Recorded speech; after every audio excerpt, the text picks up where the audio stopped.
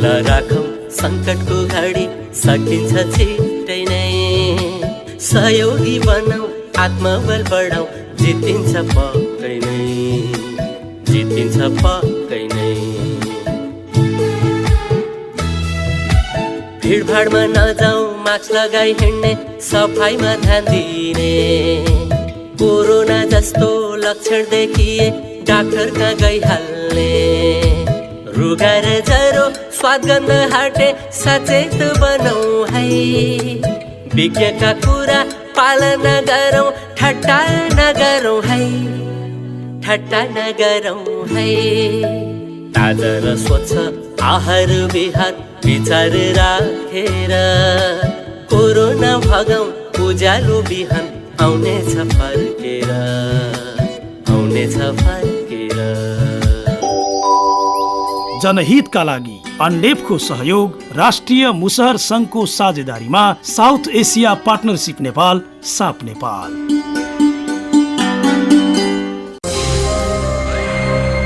बाल विवाह कानुनी अपराध हो, बाल विवाह बन्द गरौँ। मुलुकी अपराध संहिता 2074 अनुसार परिच्छेद 11 विवाह सम्बन्धी कसुर अन्तर्गत 173 मा बाल विवाह गर्न नहुने लेखिएको छ।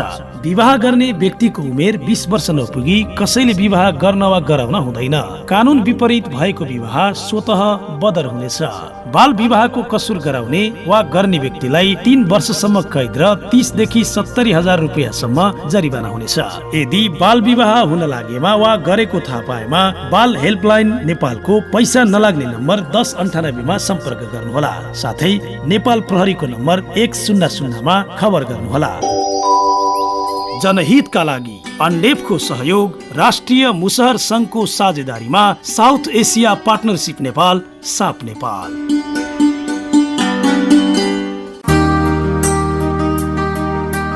मुसहर महिलाहरूको यात्रा चुलोदेखि पैरवी मञ्चसम्म। ना खेती बाड़ी है ना जगह जमीन है, राखी पाती जगह जमीन है। रूढिवादी परम्परादेखि सकारात्मक परिवर्तनतर्फ विपन्न र लोपोन्मुख जातिको लागि हुने गरी यस वर्षको कार्यक्रममा नै बजेट विनियोजन गरेका छौँ। उद्देश्य एउटै, जनचेतना। जनचेतनाको बिगुल फुक्दै मुसहर महिला।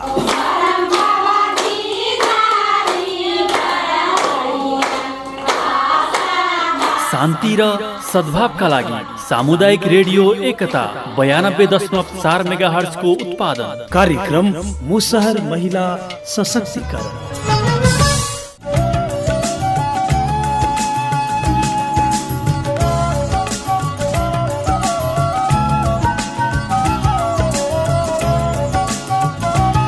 मुसहर समुदायको दिगो र सर्वाङ्गीण विकास, महिला सशक्तिकरण नै एकमात्र निकास। नमस्कार, कार्यक्रम मुसहर महिला सशक्तिकरणमा तपाईलाई स्वागत छ। कार्यक्रम सँगै तपाईको साथमा छु म रामु आचार्य। तपाई यति बेला शान्ति र सद्भावका लागि सामुदायिक रेडियो एकता 92.4 मेगाहर्ज सुन्दै हुनुहुन्छ र यो हो कार्यक्रम मुसहर महिला सशक्तिकरण। यो कार्यक्रम अन्डेफको सहयोग, नेपाल मुसहर संघको साझेदारी र साप नेपालको सहकार्यमा रेडियो एकता 92.4 मेगाहर्जले उत्पादन गरेको हो। कार्यक्रम साताको शनिबार र आइतबार साँझ 8:45 बजेदेखि करिब 9:15 बजेसम्म सुन्न सक्नुहुनेछ। आज यो कार्यक्रमको तेस्रो श्रृङ्खला हो। कार्यक्रममा सर्लाही जिल्ला अन्तर्गत बर्तहवा नगरपालिका, बसबरिया गाउँपालिका, हरिपुर नगरपालिका र चन्द्रनगर गाउँपालिकाका निश्चित वडाहरूमा बसोबास गर्ने मुसहर समुदाय अनि मुसहर समुदायलाई उकास्नका लागि साप नेपालले गरेका गतिविधिहरूलाई हामी प्रस्तुत गर्ने गर्दछौँ। अब लागौं आजको कार्यक्रमतर्फ। कार्यक्रमको सुरुवातमा हामी प्रस्तुत गर्दैछौँ मुसहर समुदायको अवस्था कस्तो छ त भनेर हामी सर्लाहीको हरिपुरतर्फ लागेका थियौँ। हरिपुर जाने क्रममा देखिएका दृश्यहरूलाई श्रव्य सामग्री मार्फत हामीले एक अडियो प्रोफाइल तयार पारेका छौँ। प्रस्तुत छ अबको क्रममा सो श्रव्य सामग्री।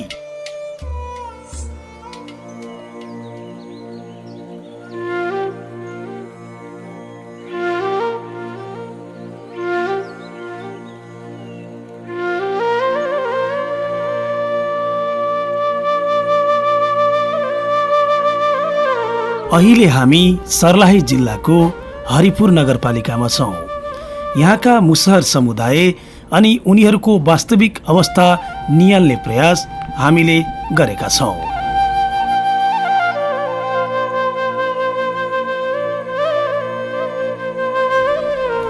भनिन्छ लोकतन्त्रमा विभेद हुँदैन। सबै जात जाति, धर्म, वर्ण, क्षेत्र, सम्प्रदायका मानिसहरूले समान किसिमले सम्मान, हक, अधिकार र सामाजिक न्याय पाउनेछन्। तर तराईका दलितहरूमध्ये सबभन्दा पिछडिएको मुसहर समुदाय हुन्।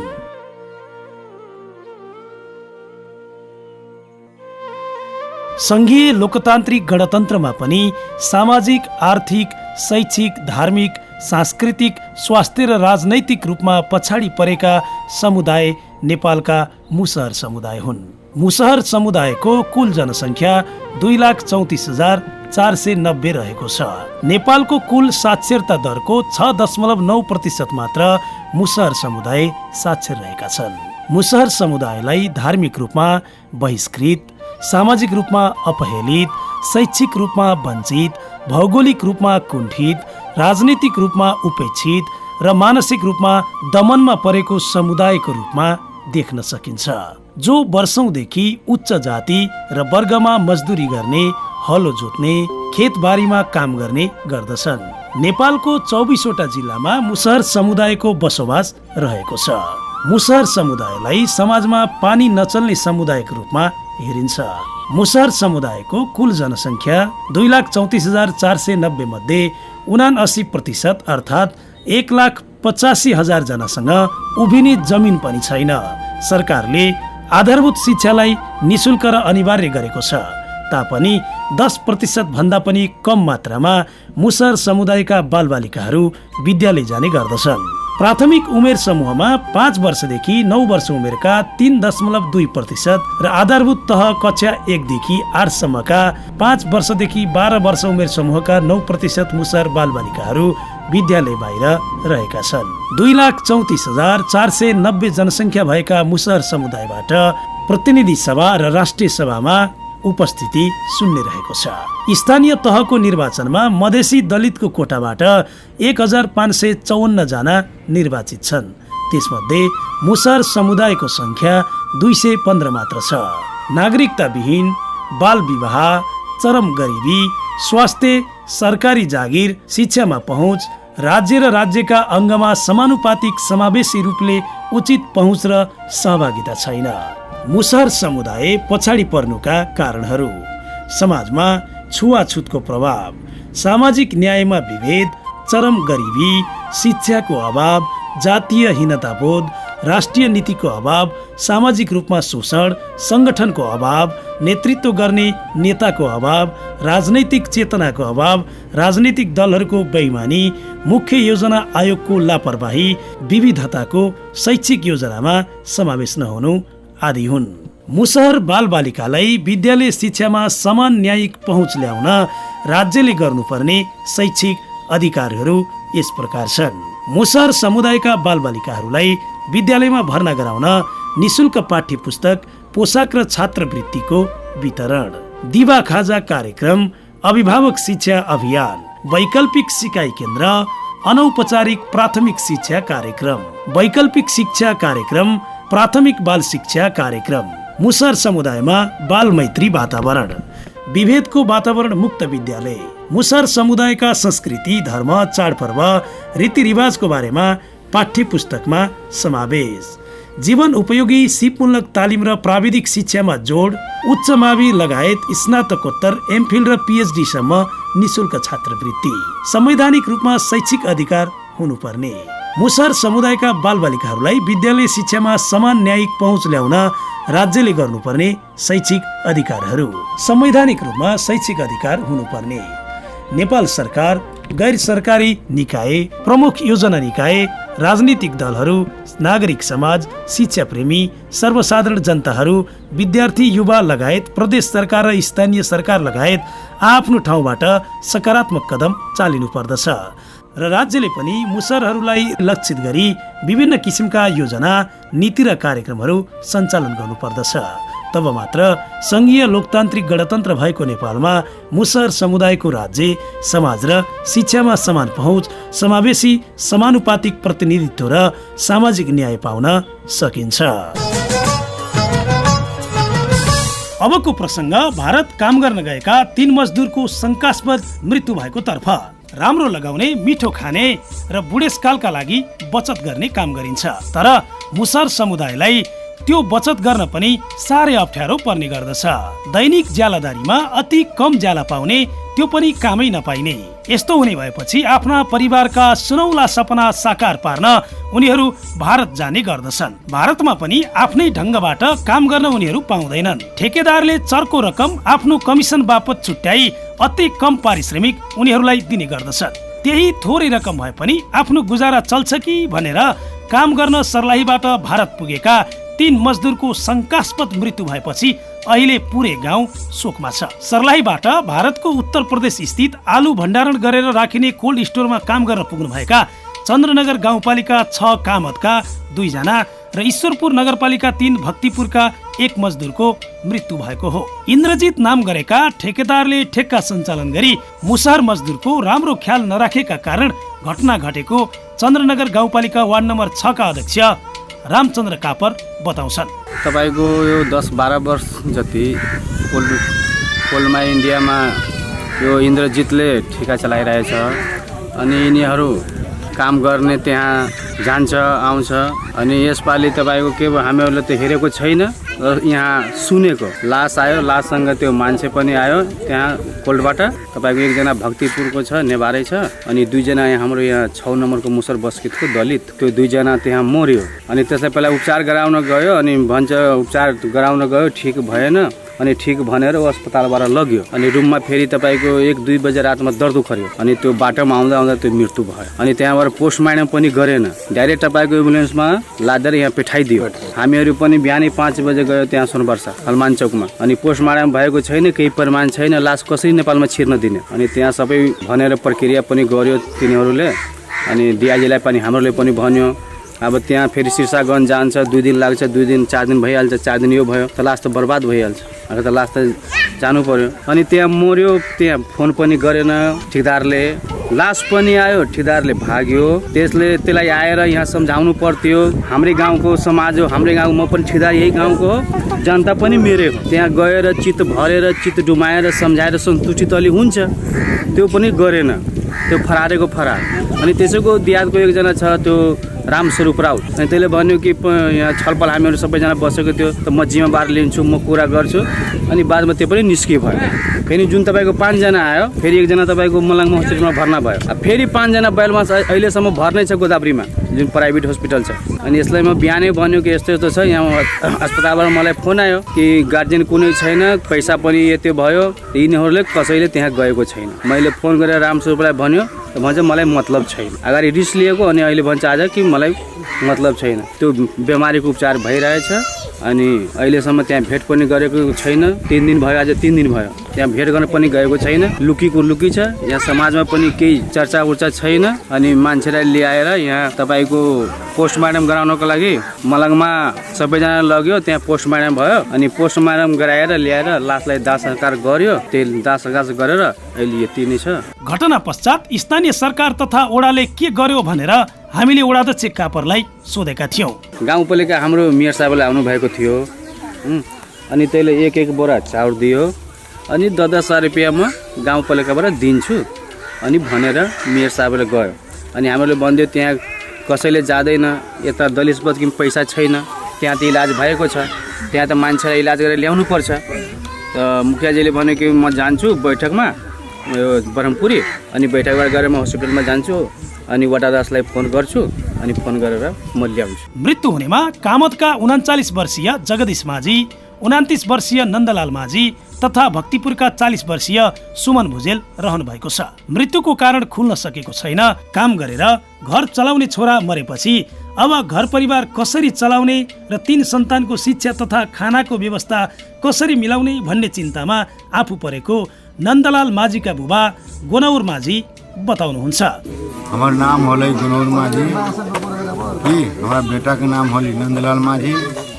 हमरा बेटा के ले गेली नन्हे माझी कमवावे लागी ठेकेदार इनजी ठेकेदार इंदल ठेकेदार, ओकरा बेटा के नाम है सुनील ठेकेदार।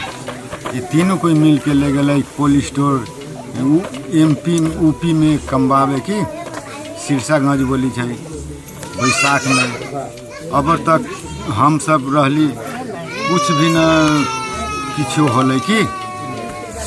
अब आबे के अधी स्टोर में ओतेक दिन से रहले किछु भी न होले। अब यहाँ अब 1-2 महीना के लागी अब आबे के है, 1 महीना के लागी रहले आबे के।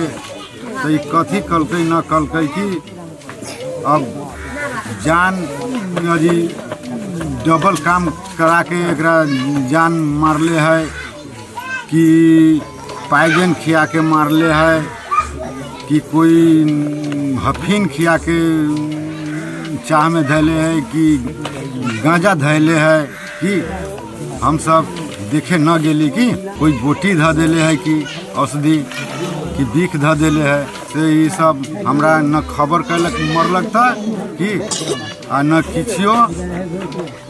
वही के मरला के बाद में मरल है हमरा खबर जनैलक कि मरलई 1 बजे 12 बजे रात में। कर साथी हमरा खबर कैले है, नंदलाल के साथी हमरा 6 बजे 6:30 बजे बिहान के हमरा खबर कैले। ठीक करो बेचारा, अब जेने अनलक तेहने यहाँ सोनबरसा बॉर्डर पर अनलक। सोनबरसा बॉर्डर पर छिरे न दिल गाड़ी के CRP की CRP न छिरे दिल के कौन कारण से, तो एकरा किछो प्रमाणे न देखी छियै कौन कारण से छिरे न देते। एकरा प्रमाणे न देखी छी कि हमर बेटा से गेल रहली कमाए, हमरा क्षति हो गेली कि ओकरा केना होते। हमर 2 बच्चा है, नाती है कि एगो नतनी है, परिवार है, बुहारी है, बेटी है। ओकरा पढ़बै कि हम खाना पुगबै कि ओकरा हम कौन चीज करबै कि अकेला कमाई की बोला छी एगो बेटा रहलै। कामतका मुसर युवा तथा बाबु गुमाउनु भएका सुकिल कुमार माझीले गाउँकै ठेकेदारले युवाहरूलाई कामका लागि लगेर श्रम शोषण गरेको बताउनु भयो। ऋण तिर्न त्यहाँ काम गर्न पुगेकालाई थोरै पारिश्रमिकमा धेरै समय काममा लगाउने गरिएको समेत आरोप उहाँले लगाउनु भएको छ। 12 बजे तक काम चलती रात के। कोई बजे से? 8 बजे से लेकर 12 बजे तक ले काम होता है। 12 बजे रात तक ले 12 बजे रात तक ले होत रहले। 2 घंटा मात्र में सुतित रहली, फिर सुत उठ के मैदान करके फिर काम में ड्यूटी में लागे थे। फिर 12 बजे खाना खाए ला छोड़ देले। काम न करे जाए तो ठेकेदार गाड़ी बात देते रहले, छुट्टी न मारे देते रहले, पैसा कौड़ी न देते रहले, खर्चा पानी ला खर्चा उर्चा वो अपने आन देते रहले। अलम पथारी सब दुकान उकान जाए देते रहले, बुखार उखार लगे तो वो गोटी आन देते रहले। घटनाको वास्तविकता पत्ता नलागे पनि अनुमान भने अनेक थरी भएको छ। समग्रमा यो घटनाले राज्यको दूरगामी नीति, राज्य सञ्चालकहरूको उत्तरदायित्वपनमा शिथिलता साथै प्रदेश तथा स्थानीय सरकारको रोजगारमूलक कार्यक्रम नआउनुतर्फ प्रश्न चिन्ह खडा भएको छ। हामी त्यो गाउँमा पुग्दा मुसर समुदायको व्यथा तथा मुसर मृत्यु प्रकरण बारे यसरी बताउँछन् स्थानीय मुसर अगुवा रामकेवल माझी। सबभन्दा पहिला त हजुरहरूलाई म हाम्रो यो मुसरहरूको यो समस्याबाट चाहिँ नि तपाईहरू बुझिदिनको लागि पाल्नु भएकोले यहाँहरूलाई, यहाँको मिडियालाई धन्यवाद दिन चाहन्छु। र सुन्ने मानवाधिकार कर्मीहरू, प्रशासनहरू हैन, त्यस्ता पार्टी प्रतिनिधिज्यूहरू समेतबाट सहयोगको अपेक्षा राख्दैछु। आज नौलो कुरा मैले देख्दैछु। एउटा मुसर मार्दाखेरि यत्रो चाहिँ भएको जीवनमा पहिलो घटना हो यो। यो खासै गरिकन यो मुसरहरू यहाँ 300 घर दूरी छ, सबै ल्यान्डलेस। पहिलाका जिम्मेदारहरू थियो, जमिनमा कमाउँथ्यो। हामी 7 पुस्ता यहाँ बिताइसकेका छौँ। 5 पैसो ऋण छैन, खाएछु, बाजे मऱ्यो, बराजु मऱ्यो, कमाएछु, खाएछु। यहाँबाट भूमिको अधिकरण हुन थालिसक्यो।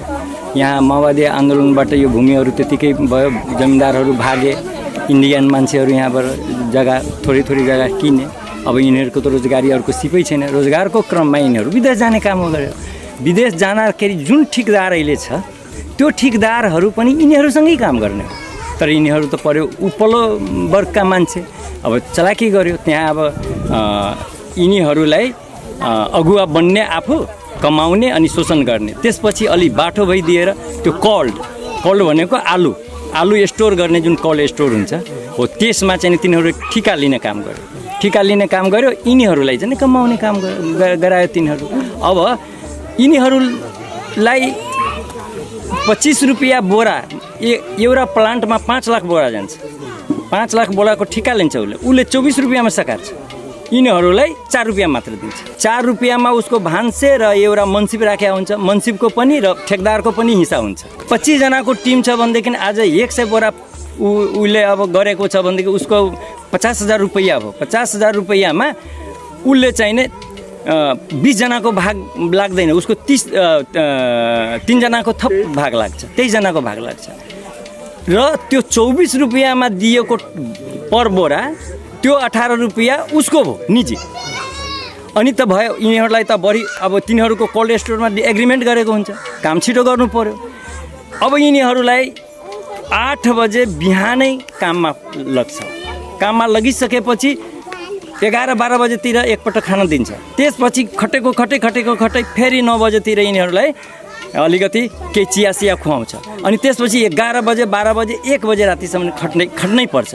अब यो बिचमा त सबै थाकेको हुन्छ, कति फिट हाइटमा लानुपर्छ। अनि यिनीहरूलाई इनर्जी कहाँबाट आउने? यिनीहरू गर्छ के भन्दाखेरि डिक्लोफेनक सोडियम क्लोराइड एउटा ट्याब्लेट हुन्छ तपाईँको यो त्यस्तै किसिमको कम्पोजिसन भएको ट्याब्लेट दिन्छ। हफिम त्यसमा राखेर चियामा राख्छ, खुवाउँछ। अनि रक्सी ल्याइदिन्छ। अब रक्सीमा कुन केमिकल राख्छ हामीलाई थाहा छैन। यहाँ तपाईँको सबैजना बसेको छ, टेन्डर एजका मान्छेहरू छन्, जुन 16 वर्षको बच्चाहरू छन् हैन, तिनीहरू पनि त्यहाँ खटिराखेको छ। अनि त्यो त त्यति भयो। त्यति भइसकेपछि यिनीहरू काममा लाउँछन्। 1 बजे खाना खुवाउँछन्, फेरि 5 बजेदेखि सुरु गराउँछन् काममा। अब त्यो बढी काम गराउनको लागि यिनीहरू चाहिँ त्यहाँ त्यस्तो औषधिहरू राख्छन्, इनर्जी आओस्, यिनीहरूलाई नबुझाओस्, यस्तो किसिमबाट यिनीहरूले गर्दो रहेछ त्यहाँ। अब यहिलेको जुन घटना छ, यो घटना भनेको अब आदि इत्यादि कुराहरू जोडेर भन्छन्। रक्सी त के चुरोट ल्याइदिन ठेकदारले ल्याइदिन्छ हैन, चुरोट ल्याइदिन्छ। ऊ रक्सी ल्यायो के ल्यायो हामीलाई थाहा छैन, यिनीहरूलाई भन्छ रक्सी। तर त्यो रक्सी विषादी भएको भए इन्डिया गभर्मेन्टको त्यहाँ अरू प्रान्तको मान्छेहरू खाने गर्छन् त त्यो फ्याक्ट्रीको औषधि। जब त्यो रक्सी त त्यहाँ पनि मरेको हुनु पर्यो नि त मान्छे। यो 4 जना मुसरी किन मार्यो, तिनीहरूसँग 7 जना किन मात्रै बिरामी पर्यो, यो कुराहरू। अनि त्यसपछि उपचार पनि नगराउने, बिरामी पर्दैखेरि अब त्यहाँ एम्बुलेन्समा मरेको मान्छेलाई एम्बुलेन्समा राखेर यहाँ बोर्डरमा पठाइदिने, त्यहाँ पोस्टमार्टम पनि नगरिदिने, यहाँ यो जहान परिवारलाई खबर पनि नगरिदिने। यो रहस्यमय तरिकाबाट यिनीहरूको मृत्यु भएको रहेछ। यो भनेको तपाईँको आजको होइन कि आज 10 वर्षको अवधिमा 5-7 जना खतम भयो यो टोला। बिरामी परेको बेलामा अब कस्तो अमानवीय घटना घटेको छ भन्दाखेरि नि, बिरामी परेको बेलामा ट्याब्लेट दिन्छ खानालाई। तपाईँ अलि रेस्ट गर्नुभयो भनेदेखि ट्याब्लेट दिन्छ खानालाई, ट्याब्लेटमा अलिकति ठिक जस्तो लाग्यो भनेर काम गर्ने सक्दैन भन्छ होइन, जानै पर्छ। त्यस्तो घटना यस्तो पोहोर साल घट्यो कि 1 जना मान्छेलाई सिधै माथिबाट नि खसालिदियो क्या। यो क्यारेङ पुरै भाँचेर मान्छे मरिदियो। त्यहाँबाट इलाज नगराएर उसले चाहिँ ट्रेनमा हालिदियो, पटनामा मान्छे मरेछ। कामतका वडाध्यक्ष रामचन्द्र कापरले गाउँका 2 जनाको मृत्यु भएपछि घर फर्किएर आउनुभएका 15-20 जना मध्ये 5 जना यहाँ आएर बेहोस भएपछि बिरामी पर्नु भएको जानकारी दिनुभएको छ। उहाँहरू मध्ये बैलबासमा र मलङ्गवामा उपचारका लागि पठाएको वडाध्यक्ष कापर बताउँछन्। यस्तो घटना आगामी दिनमा हुन नदिन राष्ट्रिय मुसहर सङ्घ लागि पर्ने राष्ट्रिय मुसहर सङ्घका केन्द्रीय सदस्य ऋतुराज ऋषि बताउनुहुन्छ। अब त यो हुनु नपर्ने हो, फेरि पनि कुनै कारणवश भइसकेको छ भने पनि अब यो घटनाप्रति नेपाल राष्ट्रिय मुसहर सङ्घ धेरै खेद व्यक्त गर्दछ। र पनि अब उहाँको मृतात्मालाई चिर शान्ति मिलोस्, उहाँको परिवारलाई अब यो घटनाको सम्बन्धमा जानकारी नदिइकन अब जुन अब यसमा व्यक्ति अब लागेको छ वास्तविकतामा अहिलेसम्म अब लास्ट त्यहाँबाट आयो। अब बल्ल तल तपाईँको प्रयासले गर्दाखेरि अब बल्ल तल तपाईँको 2 दिनपछि 24 घन्टापछि पोस्टमार्टम भयो। आधिकारिक अब तपाईँको उताबाट पोस्टमार्टम रिपोर्ट पनि आएको छैन। अब हाम्रो जोर मागदार के हो भनेदेखि अब यसबाट घटनाबाट अब जुन मान्छे लगेको छ उसको अब क्षतिपूर्ति, उसको बालबच्चालाई अब कसरी अब क्षतिपूर्ति अब बेहोर्छ, ठेकदारले बेहोर्छ कि कसले बेहोर्छ, मिडियाले पनि म के भन्छु भनेदेखि अब जोरदार रूपमा अब हाम्रो आवाज त उठाइदिने कोही पनि छैन। अब तपाईँको मिडियाको मार्फतले के भन्न चाहन्छु म कि अब जुन दोषी छ उसलाई कडाभन्दा कडा कारवाही गर्नुपर्छ, मृतकलाई क्षतिपूर्ति दिनुपर्छ। आजदेखि यस्तो घटना नहोस् भन्ने अब हाम्रो राष्ट्रिय मुसर सङ्घको अब जोरदार माग छ। उमेरै नपुगी विदेश जानका लागि स्थानीय तहले स्वीकृति दिने गरेको समेत पाइएको छ। खासमा उमेरै नपुगी किन स्वीकृति दियो त? पुनः एकपटक वडाध्यक्ष कापर। अब सर यहाँ के छ हाम्रो यो मधेसमा अब त जनप्रतिनिधि अब वडामा अब 16 वर्ष पनि पुगेको छैन, 18 वर्षमा जान्छ। त्यो सिफारिस नगरे पनि वडा त्यसै नै गाली खान्छ कि मेरो छोरा कमाउन जान्छ, म गरिब मान्छे छ, मलाई वडा सिफारिस गरिरहेको छैन। अनि अरू मान्छेले पनि सिफारिस गर्न जान्छ, सिफारिस नगरे पनि गाली खान्छ, गले पनि कानुनले बनाउँछ। म त जनप्रतिनिधि, म के गर्ने, मजबुरी बस्दा मलाई त सिफारिस गर्नै पर्छ। कानुनले त नगर्ने मिल्ने राम्रो छ, तर नगरे भने त गाली गाने, आरामले गाली खाने। अनि लोधवाको थियो 4 जना, मैले भन्यो त्यसको नेता जन्मदाता 15 साल। अहाँ सब न बैठाओ, हम सिफारिश न करो, बिहान हम भी फंस सकी छी। हम सब गरीब छी, तू न सिफारिश हम खाला तू देबा, हमर बेटा कमा के न हम कहाँ से खबे? वहू में समस्या आ कह दिली तो में समस्या कानून से बना गेल न केल त ए बस्ती से गाडी सुनले। ओइमे अब हामीहरु जनप्रति के गर्ने मजबुरी हुन्छ, मजबुरीमा त गर्नै पर्छ। तराई मधेसमा पिछडिएको मुसहर समुदायको जीवन साहुको ऋण तिर्न र घर बनाउने रहरमै बितिरहेको छ। हालसम्म धेरै मुसहर युवाले कामको सिलसिलामा विदेशी भूमिमै आफ्नो अन्तिम श्वास फेरिरहेका छन्। यसतर्फ तीनै तहका सरकारले उचित कदम चाल्न आवश्यक छ।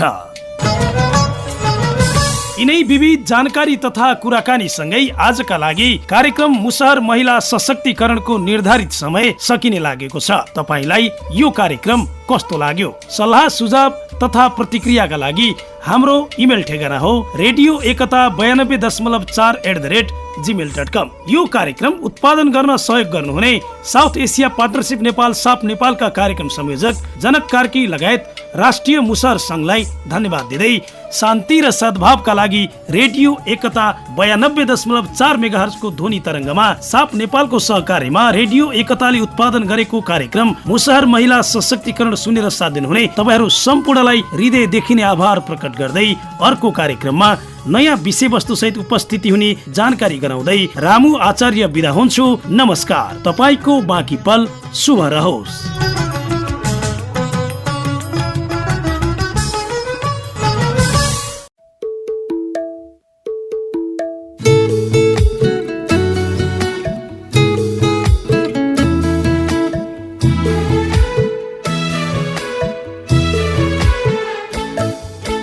हौसला राखौं संकटको घडी सकिन्छ छिटै नै, सहयोगी बनाऊ आत्मबल बढाऊ जितिन्छ पक्कै नै, जितिन्छ पक्कै नै।